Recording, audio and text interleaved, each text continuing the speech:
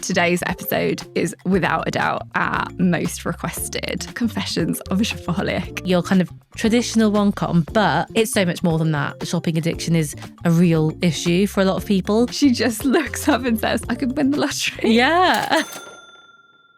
Hello and welcome to Show Me the Money podcast that's more Becky Bloomwood than Barclay Brothers. I'm Claire. And I'm Ellie.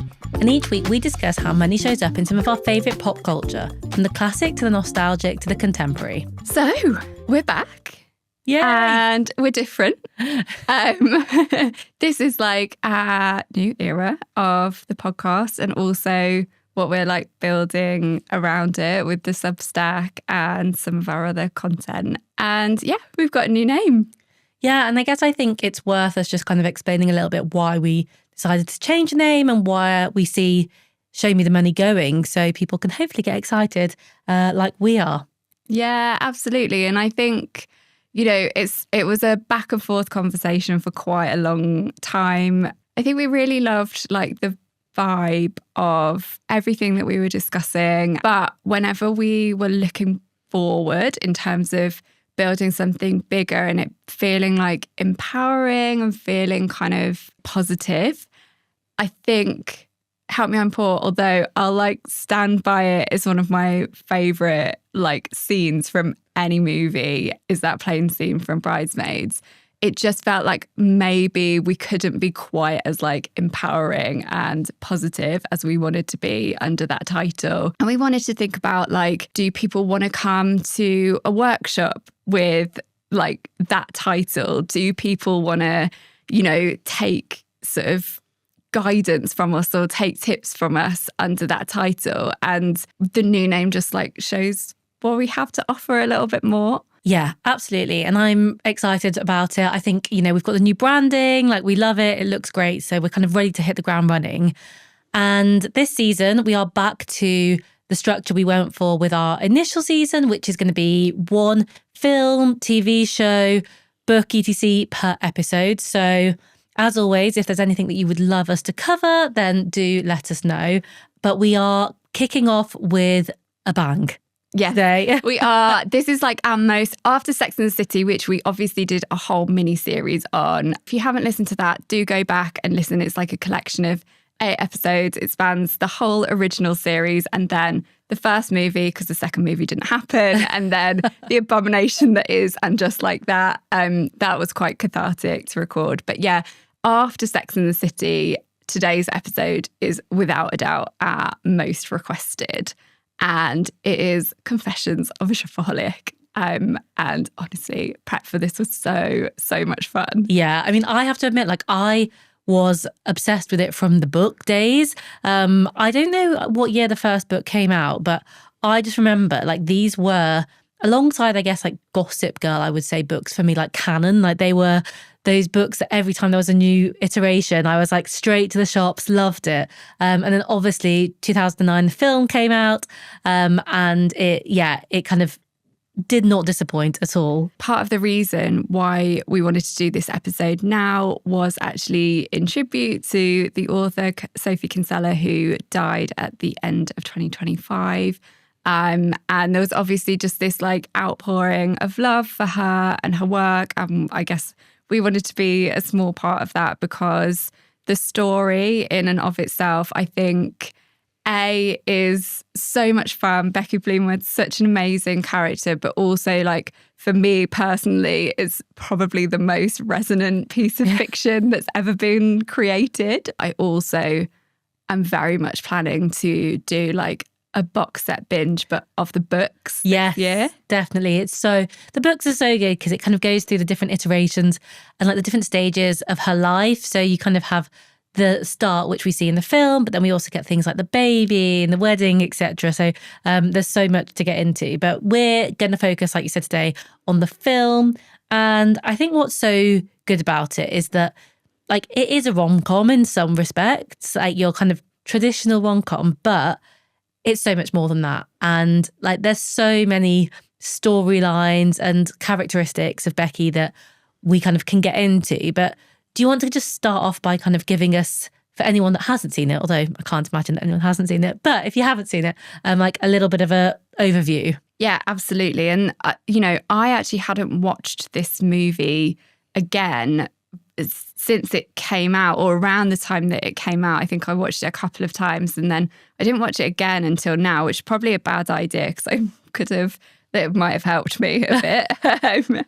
But yeah, we have Becky Bloomwood, who's played by Isla Fisher, and her love interest, Luke, is played by Hugh Dancy when he was in his like rom-com era. I think he was he in Ella Enchanted as well with Anne Hathaway? I think. I have to say, watching this, having watched him in Hannibal, I could not see him the same way. And that series, I don't know if you've watched it. No. It was way too much for me. Like it was genuinely like unsettling. Do not watch if you don't have a strong stomach. But yeah, so I struggled to like recalibrate him into a romantic lead position, but I got there in the end. And we also, like, notably, this is like the era where films were just jam-packed with amazing people, right? So we've got Joan Cusack and John Goodman as her parents, Kristen Ritter as her best friend in her like traditional best friend role. She's like the other Judy Greer in that sense. And then an amazing cameo from Ed Helms as a hypnotist on a DVD they watched to try and break Becky's shopping addiction. But a summary of the plot is basically Rebecca, or Becky Bloomwood, is a journalist. She has a serious shopping addiction and a lot of credit card debt.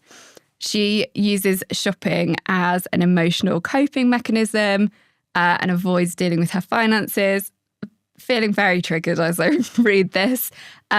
She accidentally gets a job writing for a personal finance magazine, but her writing succeeds because it focuses on this emotional side of money rather than her financial expertise. She uses a lot of analogies and stuff like that. And as I was watching it, I was like, this all feels very familiar to me. The problem is that even though she's kind of living this life as a financial journalist, and she's doing it anonymously as the girl with the green scarf, her own personal financial situation is still spiraling. She has this like cognitive dissonance between what she's writing and what is going on in her personal life. And she very much has that thing of like, just this last time, just this last one. And her public profile is growing. So the stakes are quite high. There is inexplicably a debt collector called Derek Smith. I love it. Stalking her throughout New York City, trying to recover this like sort of about $9,000 worth of debt. Her total, I think, is around the 16 mark. I don't know. Like, this is overdue, but his unhinged behavior is like maybe requires a little bit of creative license. Yeah. Her kind of like avoidance of that and the mounting lies that she tells force everything out into the open. He confronts her while she's on a television show talking about her column. It's so painful, that scene. I actually had to, I'm really trying at the minute not to double screen anything. I had to like pick up my phone and not be entirely engaged with that scene because I just found it so like, it's horrible. I think that's her like rock bottom that she reaches. Luke, who's put all of this professional trust in to her, and then they have a personal relationship, feels completely betrayed and let down. And also her best friend, Suze, basically when she's going on the TV show, some shenanigans happen and her Shopaholics Anonymous coach takes her dresses from her and makes her sell them to a thrift shop, and then she can only afford to buy one back. One of them is the dress that she'd bought to go on this TV show, and the other one is her bridesmaid's dress for Suze's wedding. She ultimately decides to buy back the like designer dress that she wanted, and Suze finds out, and so everything comes crashing down basically, as it does for like many people when they're dealing with an addiction. And this is the show about addiction, you know? And we'll talk about that a bit more. When that all comes crashing down, she then has this opportunity to rebuild. She has the support of the people who love her. Like some of it she has to earn back, of course.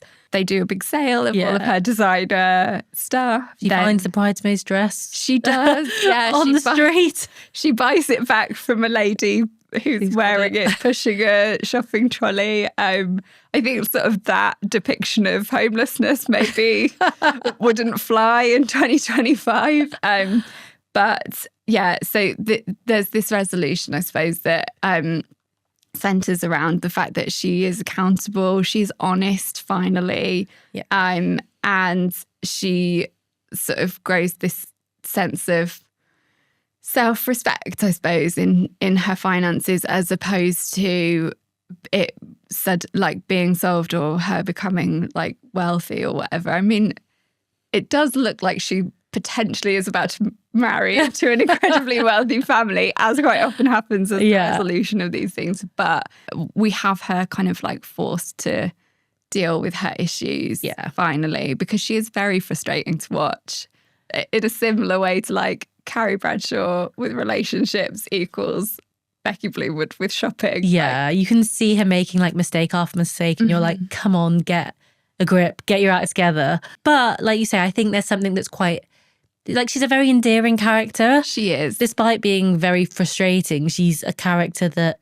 has been written to like actually be someone that you really warm to and you want to succeed, even though you can see her making silly decisions. Yeah. And I think that ultimately is like what keeps you on side to get through. Although I have to be honest, I'm not sure that like some of the kind of internet financial gurus today would put up with her. No, I don't think they'd be very sympathetic, but no, I have sympathy for her.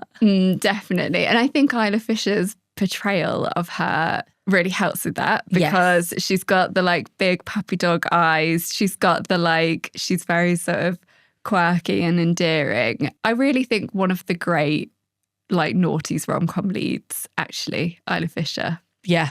I guess also we do get a bit of an insight into like her backstory and how things have, how this like mindset that she's got has developed.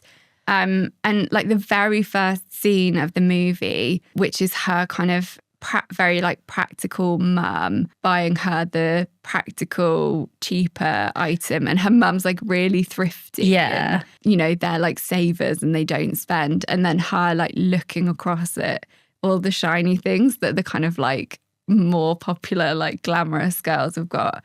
As I was watching it, I was like, this really feels like a bit of a metaphor for how Instagram and TikTok can make you feel. If you're just trying to live this quite like basic life, like you can feel tempted to like be constantly looking at people who have like all of this, the shiny stuff. Yeah. And it's weird because I feel like in a way it's kind of gone, like we've kind of gone full circle in that there's definitely like a trend at the moment for like normality and like showing like what things look like behind the scenes and like, you know, this is my messy house. Like, come and have a look at it. But I'm like, part of me is like, do I even believe that anymore? Because like, is that just, again, a trend? So people are being performative about that. But then also, it's like you flick from that and then you still can't escape the people that are constantly like on holiday. Like, 100%. Like it's one extreme or the other. I cannot believe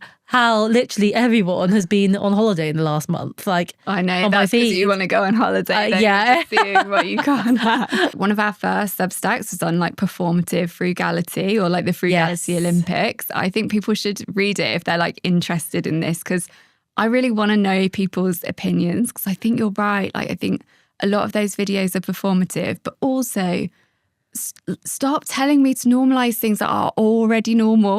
Like it's good to like expose that normality and to like put it out there, but also what we need to do really is like denormalize all of the like outrageous stuff.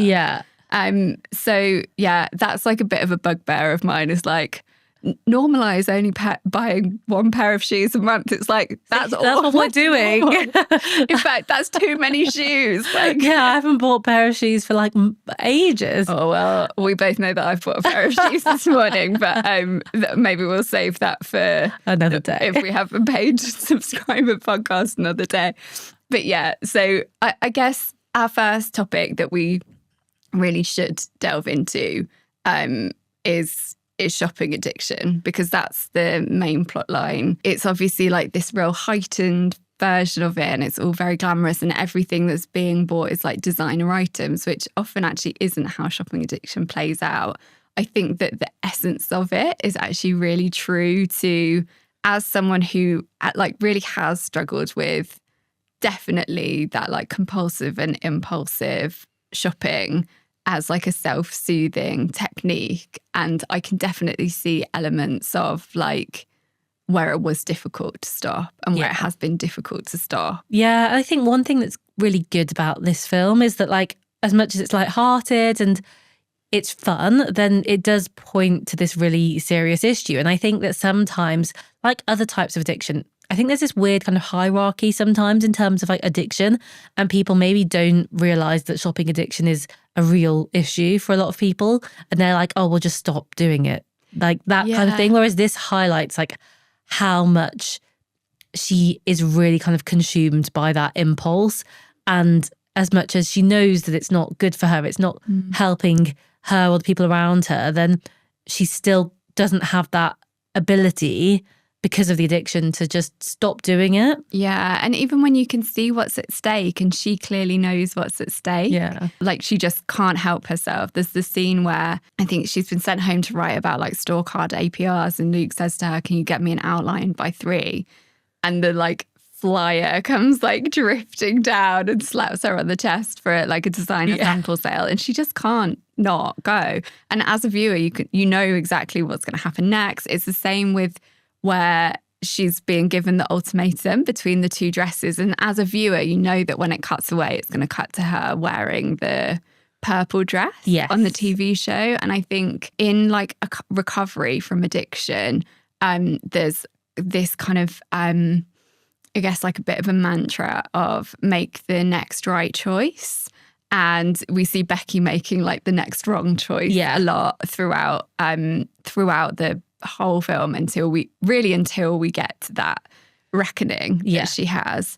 Although this shopping addiction seems to be the like main thing, it actually is quite an acute manifestation of like the hedonic treadmill. So for anyone listening who doesn't know what that is, it's basically the like psychological concept of when nothing's ever enough. So as soon as you achieve one thing that you've been wanting, like you can't even, you have that like arrival fallacy thing where you can't appreciate it and your brain just moves on to the next thing. And I really remember this when we bought our house. Like for such a long time, we did not think that buying a house would be on the cards for us. And we felt so like we just could not believe our luck that we were going to be able to like have some bricks and mortar that we would own. I mean, the bank owns most of it, let's face it. But like then we would have a stake in.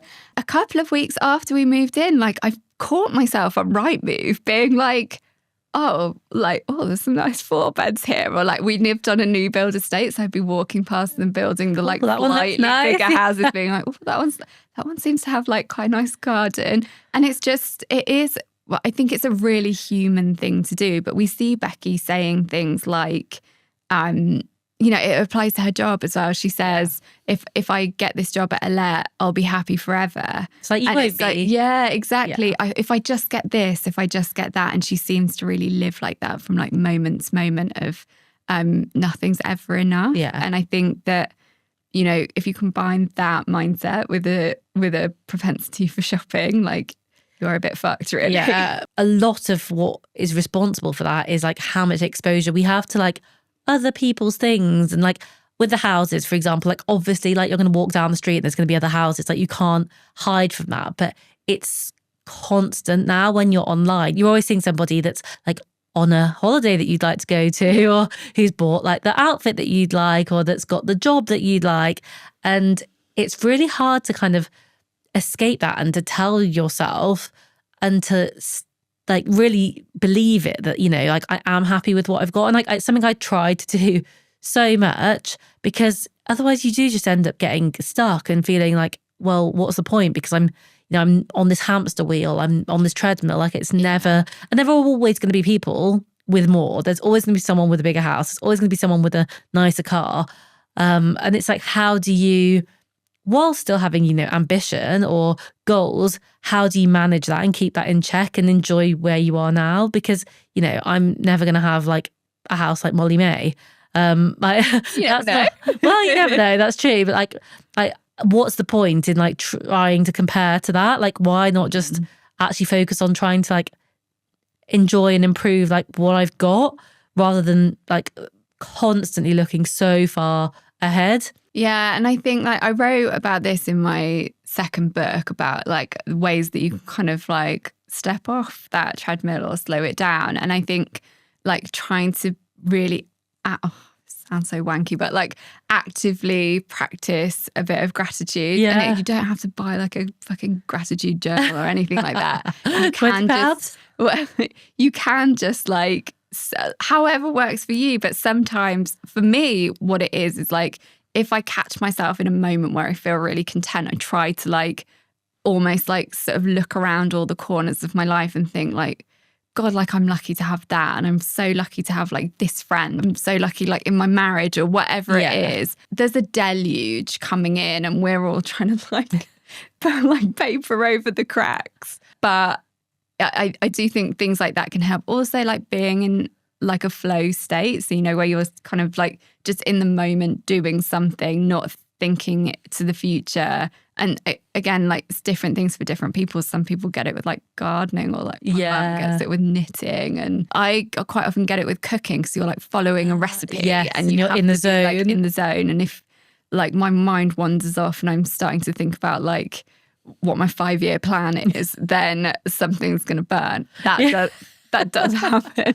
But, you know, if you try and kind of keep yourself in that state. But I do think that that's kind of what we see. There's no satisfaction. There's no like contentment for Becky. It's all like, what's next? What's next? What's next? The other thing with Becky that really like resonated with me, and I thought it was really clever the way that they did it in the film, is that obviously it is quite weird as well, but like the fact that the mannequins are kind of alive, they like beckon to her, and they talk to her. So like there's one scene where she's like talking to a mannequin, and it's kind of acting as like her internal justification system. And I think it's a really good kind of representation of those mental gymnastics that we do when we're trying to justify a purchase. It made me really think of like, it's like girl math. Like the kind of darker side of girl math is basically what we see happening here. It's like,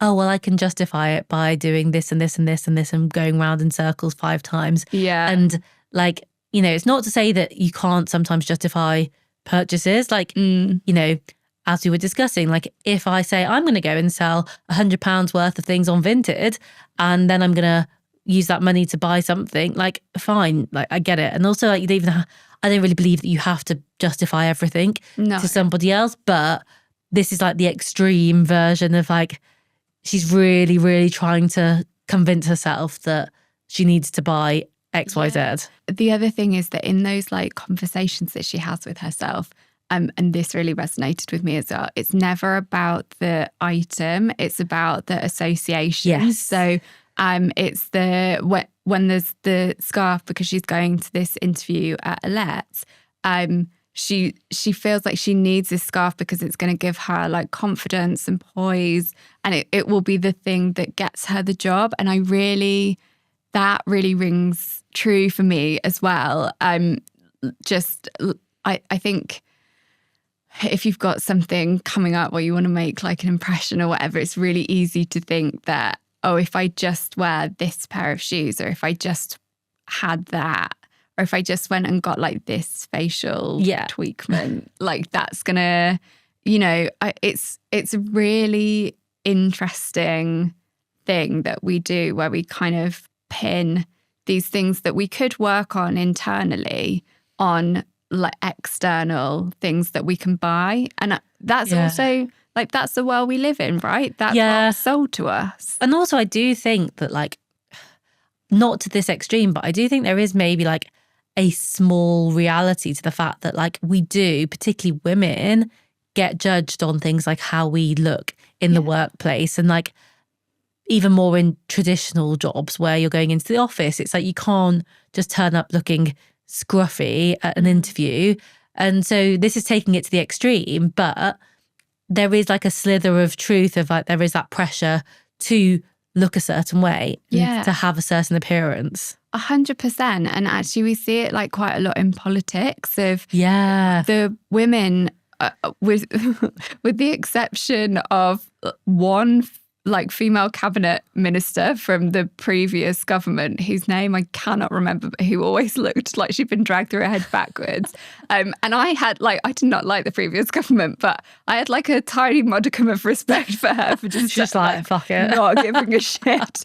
But like we see sometimes like male politicians, you know, like Boris Johnson quite often, like, I mean, that's part of his brand that he looked like a sack of shit most of the time. But you would not get like, you know, female elected officials turning up something like that. They're always in like perfectly fitting like design suits. And it's like same with like Kate, like William and Kate. Like Kate's outfits are always so interrogated. And like they're all over the newspapers and magazines. It's like where everything's from. Like she can't go out like wearing a pajamas. Of course, absolutely not. And like I know it's something that you've been talking about quite a lot, like or just all of these hidden costs of being female. And it is, you know, she is going for an interview at a fashion magazine. So I think that internal justification was probably quite hard, quite easy for her to come by. Another scene where we see this actually is when she's the first kind of reckoning, where she's going through all of her bills with her friend Suze, and like she's obviously been hiding them and not opening them, and Suze like makes her open them. They're drinking tequila and like adding up how much it is. This is when they get to this like 16 grand total. But every time there's an outrageous expense, there's always some sort of justification like, oh, I felt sorry for the shop assistant because she had a lazy eye, or like I needed that for X, I needed it for Y. And so I there's just so much of it that rings like so true to everyday life, not just to me, but to the people that I speak to, whether it's like coachees or whether it's friends and family. Like I think loads of it is just like really, really well observed. One of the other things that's really true and really sort of congruent with experience of different kinds of addictions is how much Becky lies. So, and not just about the shopping stuff, right? She lies about lots of things in the beginning. But I do think that kind of sort of secrecy and trying to spin things goes hand in hand with the shame and the like trying to run away from financial difficulty. Probably for her, like having the anonymity of being able to write about some of this stuff like anonymously. Like I know what that's like. My Instagram was anonymous for the first year, and that was when I was really like pouring everything out onto the internet, and it was really cathartic, but I didn't feel able to put my name and face to it because there's still so much shame around it. But I do think like a lot of that like secrecy and lying, or like not even being honest with yourself, goes really hand in hand with that. I think one thing that's really interesting about like this conversation about shopping addiction is the fact that obviously, you know, Confessions of a Shopaholic is built around a woman, but it's a really gendered conversation. And like whenever it comes up, it always does seem to be focused on women. And, you know, there's been plenty of studies that have looked at like marketing and like media directed at women and shopping less. But actually, like, why is it so gendered? And is that actually a real thing? Because I started to look into it and I went down a Reddit rabbit hole. And the reality is actually like there are as many men that have issues around compulsive shopping as there are women, but it's just how it's portrayed to us. That it's not. And I know this is something that, you had a conversation with somebody about. Yeah, it was really interesting actually when I did like an event around my book launch a few years ago now. And I talked about how much I was talking kind of, I guess, quite naively about how much more shopping addiction can affect women for the reasons that we talked about. Like, and I do think that women are in a really difficult sort of triple bind when it comes to money, and that we're still paid less. There's still a big gender pay gap. And we are exposed to constantly to all of the things that are wrong with us. And then we're relentlessly flogged solutions to those things. And then that's held up as an example of how superficial we are and how like profligate we are with money. So there's, I do think there's something to that. But it was quite like confronting, but I was really grateful to this guy who stood up and disagreed with me. And he talked about how much men can struggle with it too, but there's so much more, there's like even more shame attached to being a man who overspends or who's struggling with a shopping addiction, because there's still this narrative that like men should be the like providers and the investors and stuff. So I think like as with all things, with the patriarchy and with misogyny, it isn't only damaging to women, it's really damaging to men as well. Yeah, and actually when I was looking into this in a bit more detail, like I found a study and it was quite old. It's from 2006 and it was Stanford University did the biggest study that's ever been done on compulsive shopping. And what they actually found was that men are just as likely to be compulsive shoppers as women, but for the reasons that you said, that there's a lot of shame and things around it, that it tends to be less talked about. But if you actually strip it down to the data, then actually it's quite even, or it was at the time of that study at least. But and I think it's also about like what they're spending it on. Like a lot of like the things that my husband spends money on are like food. And like he plays Sunday league football and he's a goalkeeper. So he like hammers through things like football boots and goalkeeper gloves, and he like always wants really nice ones. But I just don't know, like I don't think he's a compulsive shopper, but I think like quite often with men it's like on their hobbies, like on, like cars or like tech. Tech, absolutely. And so I don't think it's viewed in the same way. No. Because a lot of the narrative around women is that we're spending money on things to like make us look nice. Or although to be fair, my dad, now I think about it, I think my dad, there is an argument for him having had a compulsive shopping like tendency. Like I've never seen someone with so many clothes. Yeah. And exactly, like it really can like be really prolific in men, but I think you don't look at it in the same way. Even with clothes, like I just don't think that we look at a man with a cupboard, like a wardrobe full of really nice suits, in the same way that we look at like Carrie Bradshaw's closet. I don't think the same judgment applies. Not at all. And obviously, like I don't think we should judge either of those things, but it should at least be equal. Yeah, and like there's no knowing that like the man can actually like afford that more than like the Carrie Bradshaw. Like it's just that perception that we have. Absolutely. And I do think that potentially this is a bit of a problem with the film in actual fact, which is that, it is quite gendered within the film, as we see all of these women like literally punching each other to get their hands on discounted designer items.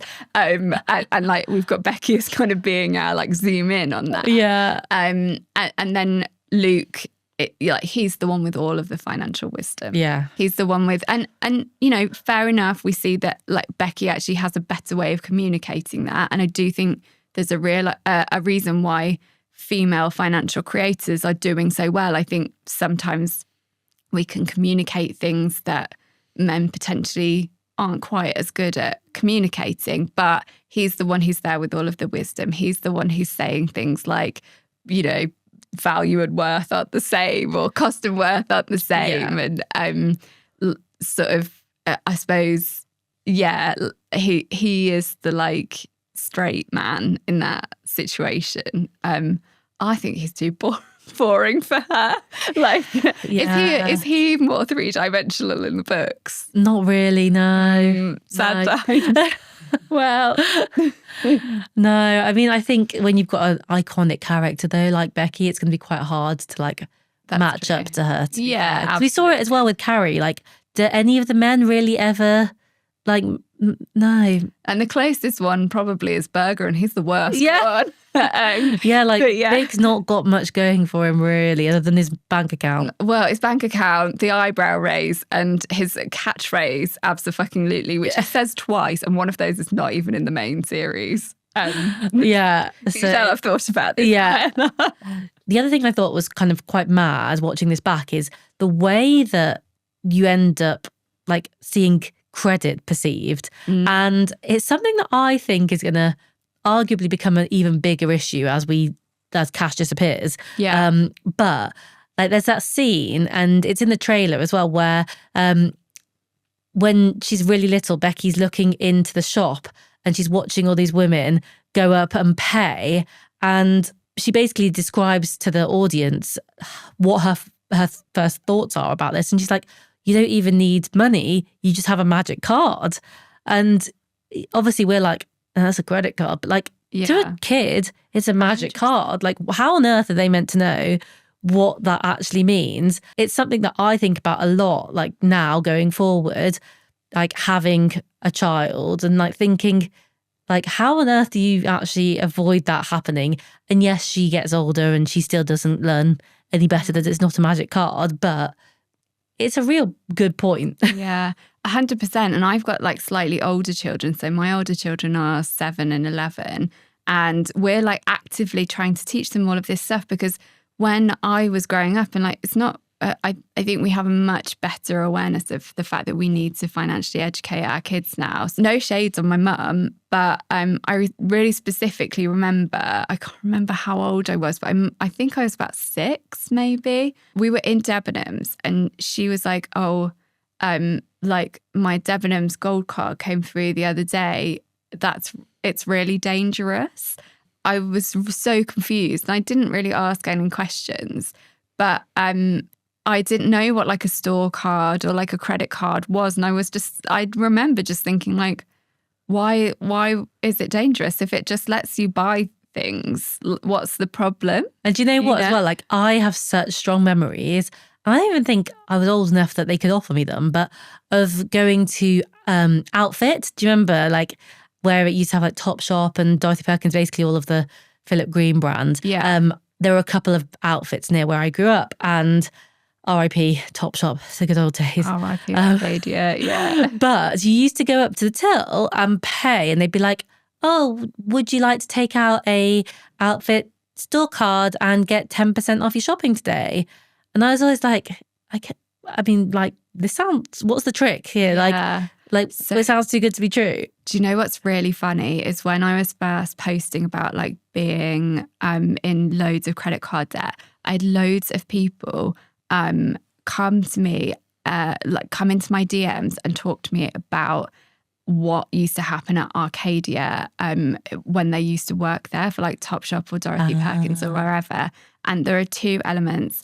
Those getting people to sign up for a store card was very heavily incentivized and they were really pushed. Like I used to work at the Disney shop and we used to get really pushed to upsell like gift boxes and stuff. And honestly, like the things that people would say to you if you were trying to like get them to do that. But this is another level of that, trying to get people to take on credit, even people who like maybe look like they might not be old. Yeah. But the other thing was that you had to get one yourself to put your uniform on in order to get your staff discount.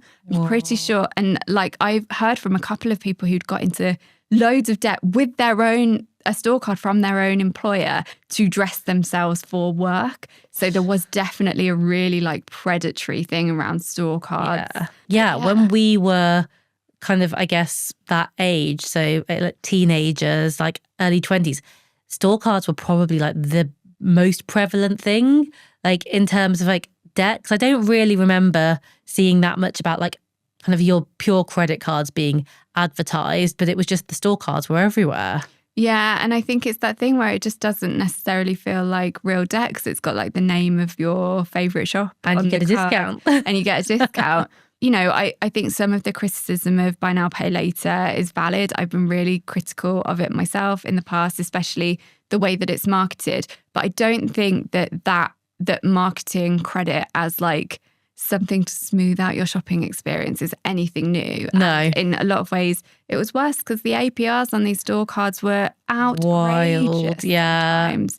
And again, something that you weren't really told about. It would be there in the small print, but no one was saying to you, oh, like, just a heads up, if you take this out and you don't pay it off straight away, you're going to be charged like X amount more and you're going to really struggle to pay it off. There was absolutely none of that. I do find that fascinating how like effectively like all that has happened over like the 30 years or so that I've been alive, like, is that it's just like the kind of marketing and the packaging has changed. And I would actually say that, arguably today there is like more awareness and transparency than there was. But even then, often the focus is on the wrong products. Like there's a lot of outrage about certain financial products and a lot of like, oh my gosh, this is the worst thing ever. But ignoring those products that have been there for a long time and that are still there, and the ones that are actually really getting people in trouble with like huge APRs. I suppose the other thing is how easy it is to take out versus how difficult it is to pay off. And, you know, I had at worst like just over like 27.5 grand on various different credit cards. And that was my full year's pre-tax salary, like almost exactly that, 27.5. And, you know, I take full responsibility for it. I paid back every penny plus interest, but why was I allowed to take out that much? And it's really like on and off throughout the last 30 years. I think it has been really easy to get yourself into serious trouble without necessarily realizing the consequences. And I think it still is, to be honest. Like we have a credit card that we use like for a lot of our day-to-day spending. And, you know, it's not infrequently that we get a credit raise, like a limit raise without asking for it. Yeah. And we're going nowhere near spending the limit because the APR is high, and so we try to pay it off every month. But like they are basically just dishing out credit for fun at some point, and you're like, this is wild, because like you say, like the limit is like plenty of people's annual salary, and if you go and do that and then you've got like a 27-30% APR, how are you going to pay that off? Yeah, it's just not going to happen. And obviously there are things like balance transfers where you can go to 0%, which is one of the ways that people really can make some headway on their debt. But not everyone has the financial education to know that that's an option. And also you need to have like a reasonable credit history to be able to get the option of a balance transfer. Exactly. So actually what we had to do was like pay down our debt enough to that be able we to get could the then option. do a balance transfer. And this is kind of, I often say to people who come to me to ask, about what some of the methods are, is that I say like it can be a multi-step process because you have to recover in all of these different areas, like, you know, your utilization, which impacts your credit score. And then, but the good thing is that, you know, in a much slower way, the same way that things can really like snowball badly, you can, and you have to push much harder because you're going up the hill, but you can make it snowball in a positive way as well. One of the most prominent lines in Confessions of a Shopaholic for me when it comes to credit cards encompasses everything that we've just said, which is, they said I was a valued customer, now they send me hate mail. And it's this thing of like being reeled in, being like love bombed by lenders. You know, and I get it now. Some of the budgeting apps that I've tried in the past, I had to like ditch because they were just bombarding me with like, get this credit card, I was like, this is defeating the purpose of your app, for God's sake. But yeah, there's like you're like love bombed, and then like as soon as you can't pay it off, or like as soon as you have an issue, there's a problem. And you can get around that obviously if you're if you're in good communication. There is a consumer duty. Lenders do have to do certain things in order to help you. But again, like the thing that stops you there is like the shame and the fear and also just like not knowing what to do. Absolutely.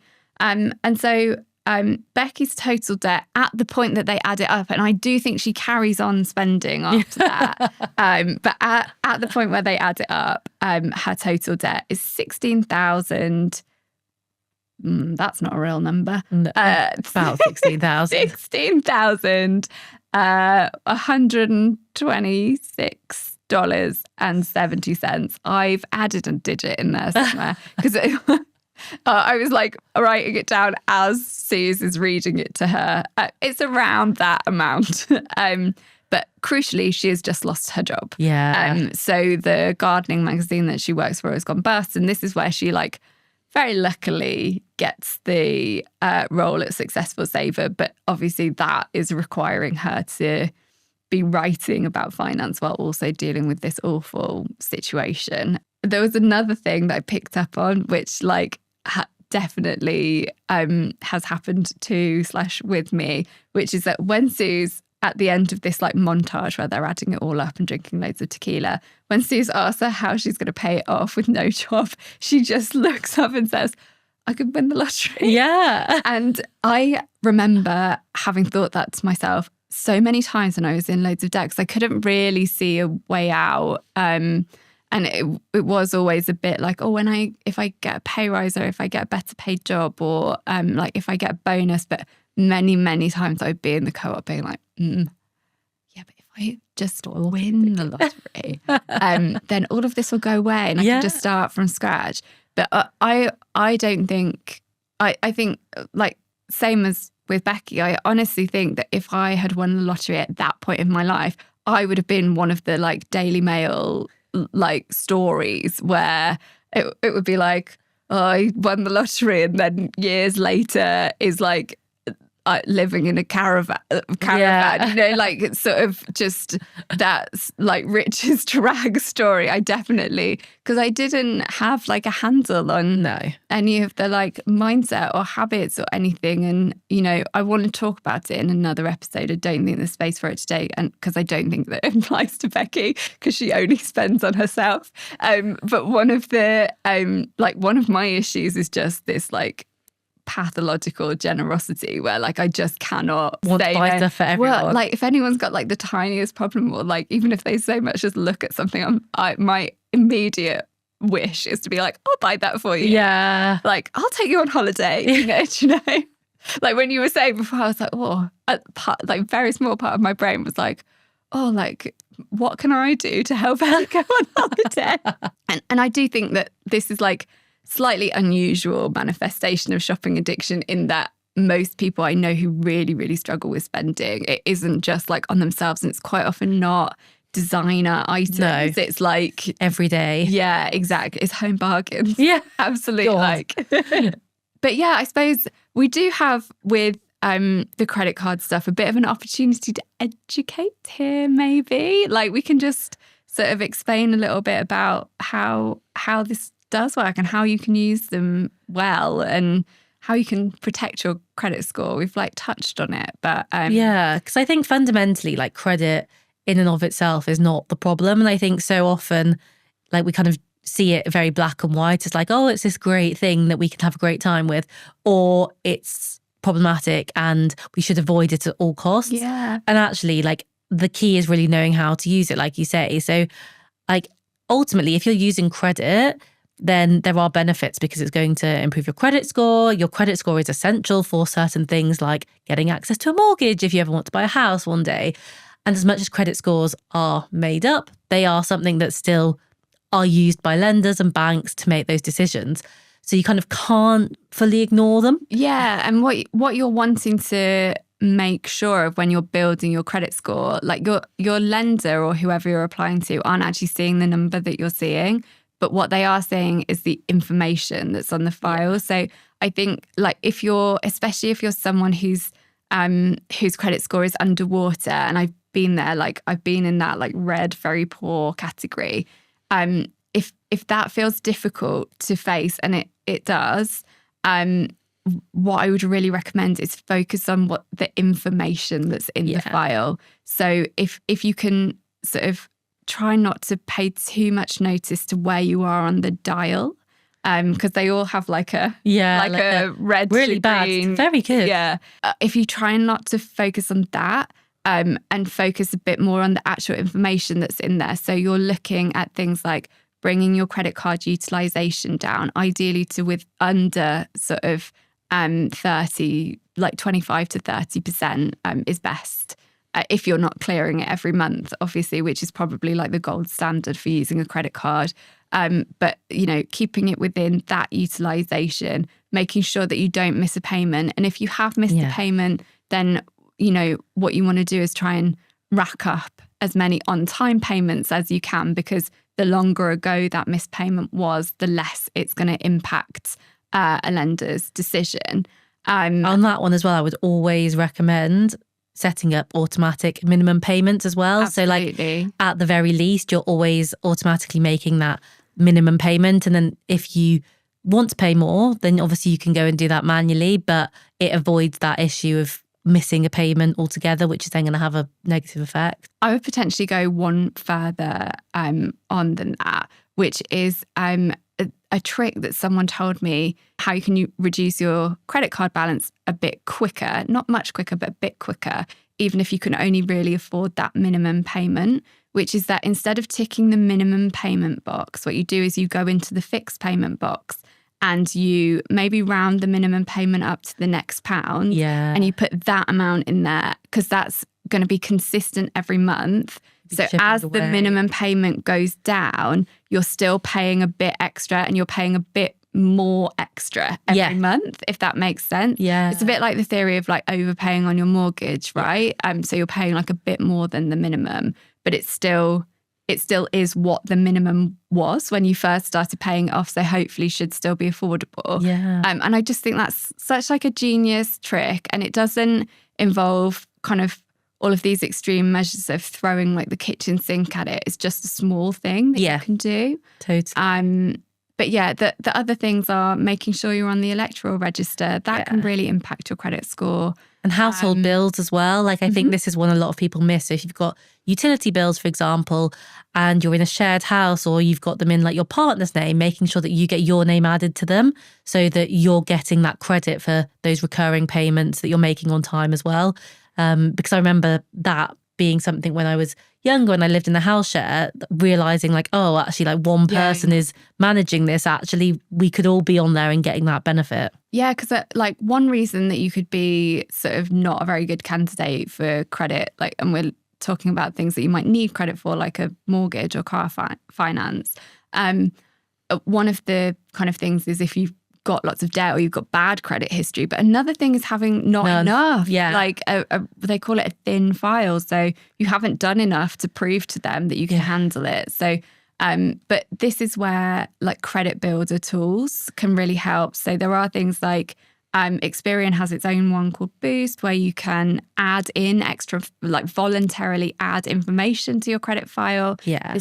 It connects to your bank account and it will add information about the fact that you're keeping on top of, I think it's council tax. It picks up streaming subscriptions and like mobile bills. Phone bills. And it like adds that in there manually. You can also use things like Lockbox, which do a similar thing. Yeah. But that's kind of worth doing if you're trying to rebuild your score, whether you've got bad credit or no credit. I think there are a lot of tools out there, like the apps for things like ClearScore are really helpful because you can go on there and it will look at your individual circumstances and give you personalised tips as to what you can do to improve your score. So it might be some of those things that we've already mentioned, or it might be something else that it suggests, but it just gives you that tailored advice, but for free. So you actually just need to get the app. So there are lots of like little things that you can do, but also just thinking about, using credit like consistently and responsibly. So like you say, ultimately gold standard is pay off every month in full so that you're never actually paying interest. If that's not possible, then looking at 0% finance. So if you need to buy something like outright that's quite expensive, then seeing if you can access a 0% card. So you've got a couple of years to be able to pay off that balance without interest. Using comparison sites like Compare the Market and Money Supermarket, when you're looking for credit cards, for example, they often will give you the opportunity to put all your details in as well and see if you were pre-approved. Yeah, so that I you was don't, gonna say. yeah, you don't go and do a full application, which is then a hard check on your credit file if you're not likely to get the card. So it's really helpful to know that you're likely to get approved before you do it.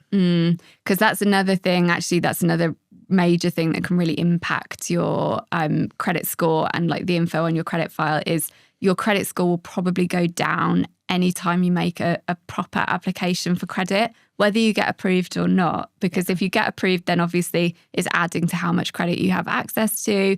If you don't get approved, then there's been a reason for that. So it will usually have give your credit score a temporary knock. It's normally about 6 months worth. But the other things that can really make it plummet are like going over your credit limit. So that's something to really. So, when Becky's cards are like being declined, I'm thinking to myself like, oh, she's probably over that limit. Like it still gives me real real sort of flashbacks. Yeah. But overall, I just do think that there's so much that we can take from the film, but also like I like the fact that it's something that can open up conversations like the one that we've just had. And hopefully, like, I guess when it first came out, how old was I? Was it 2009, did you say? So I was 20. I was just like making my way into the adult world. And I think if it had come out like a few years later, it might have helped me to feel a little bit less alone, maybe helped me to show like what the find out part of Fuck Around Find Out would have been like early doors. But yeah, I mean, what do you think Becky Bloomwood's credit score would be? In the red. Yeah, very much so. But as we've discussed, like that is not a reason to despair. There are plenty of things that you can do if you're in that situation to improve the situation. And as we see with Becky, like having support around you, having a plan of action means that like there is hope. Yeah, 100%. And I think there's also like a crucial part of her like redemption arc or whatever we want to call it, her recovery. Yeah, I would rather call it actually, because I think redemption implies that like she's done some sort of abomination. A big part of her recovery is selling a lot of her possessions.